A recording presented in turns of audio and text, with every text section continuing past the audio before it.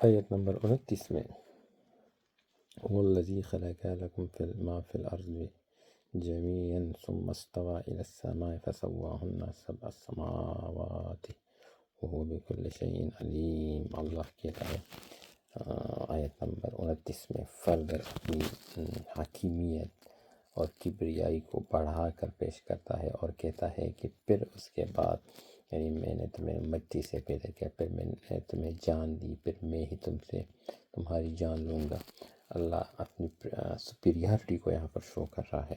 اس کے ساتھ ساتھ پھر اللہ کہتا ہے کہ یہ میں ہی ہوں جس نے تمہارے لیے زمین میں ساری فائدے، زمین میں جو فائدے ہوئے ہیں وہ میں نے تمہیں دیے ہیں۔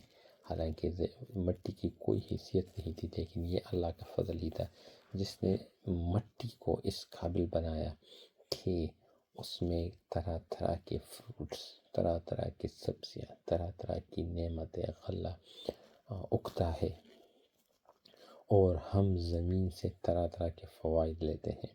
آپ کو پتہ ہے زمین سے ہم کتنے زیادہ فوائد لیتے ہیں۔ ہماری ساری لائف سائیکل ڈیپینڈ کرتی ہے زمین پر، ٹھیک ہے؟ اگر زمین نہ ہو تو اٹس امپاسبل کہ ہم زندہ رہ سکیں۔ تو پھر اللہ کہتا ہے کہ یہ ساری فوائد جو زمین میں رکھی ہے کس نے رکھی ہے؟ اللہ نے رکھی ہے۔ پھر اللہ کہتا ہے پھر ہم آسمان کی طرف متوجہ ہوئے اور 7 آسمان تمہارے لیے بنائے۔ یہاں یہ 7 کا لفظ جو ہے اس کی بہت امپورٹنس ہے، 7 کا لفظ، کیونکہ اللہ یہ بھی کہہ سکتا تھا کہ ہم نے آسمانوں کو بنایا۔ 7 آسمانوں کا لفظ کہنا یہاں پر ضروری تھا، لیکن ہم جب اور قرآن مجید میں آگے جائیں گے اس چیز کو بھی ایکسپلور کرنے کی کوشش کریں گے کہ 7 کا لفظ اس کی اہمیت کیا ہے، ٹھیک ہے؟ اور اس کے ساتھ ہی اللہ کہتے ہیں کہ اللہ ہر چیز کا علم رکھتا ہے، علم والا ہے۔ یعنی علم والا اس لیے ہے کہ آپ دیکھیں نا کہ زمین میں کتنے فائدے پیدا کیے، پھر آسمان کو اللہ نے پیدا کیا، تو یہ اللہ کا علم ہی ہے، اور اللہ کے علم کی بدولت ہی یہ چیزیں وجود میں آئی۔ آسمان کو اللہ نے کیوں پیدا کیا؟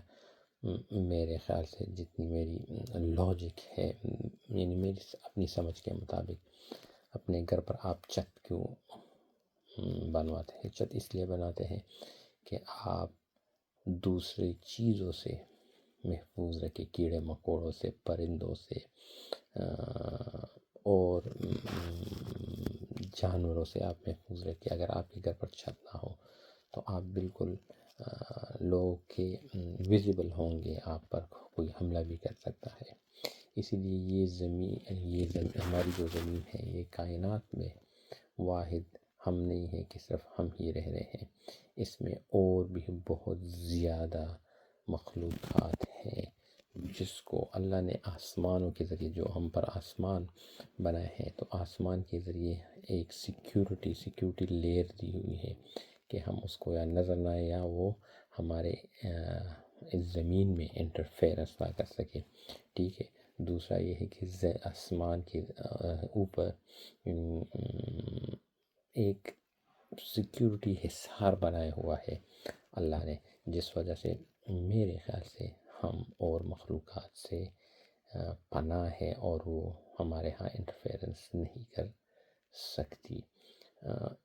یہ ابھی ہمیں آسمان کے فوائد کا اتنا بھی پتہ نہیں کہ آسمان کے فوائد کیا ہے، لیکن ایک اگر بندہ سوچے تو لاجیکلی یہ چیز ہمیں نظر آتی ہے۔ دوسرا یہ ہے کہ آسمانوں میں، آسمان تو نہیں خیر، لیکن خلا میں اگر آپ دیکھیں تو سورج ہے، چاند ہے، تارے ہیں۔ سورج سے ہم کتنے زیادہ فوائد لیتے ہیں، چاند سے کتنے زیادہ لیتے ہیں۔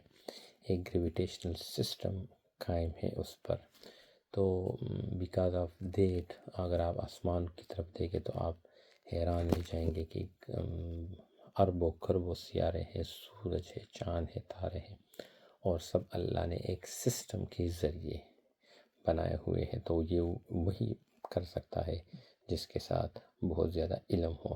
تو جب اللہ کہتا ہے کہ سب سے زیادہ علم والا میں ہی ہوں جو زمین بنا سکتا ہے، آسمان بنا سکتا ہے، تارے بنا سکتا ہے، سورج بنا سکتا ہے، گیلیکسی بنا سکتا ہے، کہکشاں بنا سکتا ہے، تو وہ جب آپ کو کوئی حکم دیتا ہے کہ یہ کام اس طرح کرے تو ہم کیوں نہیں کرتے؟ کیوں؟ کیونکہ اللہ کو ہر چیز کا علم ہے، اللہ کو پتہ ہے کہ ہمارا فائدہ کس چیز میں ہے، ہمارا نقصان کس چیز میں ہے، تو اللہ سب سے زیادہ علم والا ہے۔ تو اس لیے جو بات اللہ نے قرآن میں ہمیں حکم دیا ہے، اگر ہم اس کو منوان فالو کریں گے، ایک تو ہمارا ایمان بہت مضبوط ہوگا، اللہ کا ہم پر فضل اور زیادہ ہوگا، دوسرا کیا ہوگا کہ اس میں ہمارا ہی فائدہ ہوگا، دنیاوی بھی اور دینوی بھی۔ لیکن اگر ہم اس کو فالو نہیں کرتے، دنیا میں بھی ہمارا نقصان ہوگا، آخرت میں بھی ہمارا نقصان ہوگا، دنیا میں ہم ذلیل ہوں گے، آخرت میں رسوا ہوں گے۔ لیکن ہاں اگر ہم اس پر عمل کریں گے، دین و دنیا میں عزت ہی ہمارا ٹکانہ ہوگی۔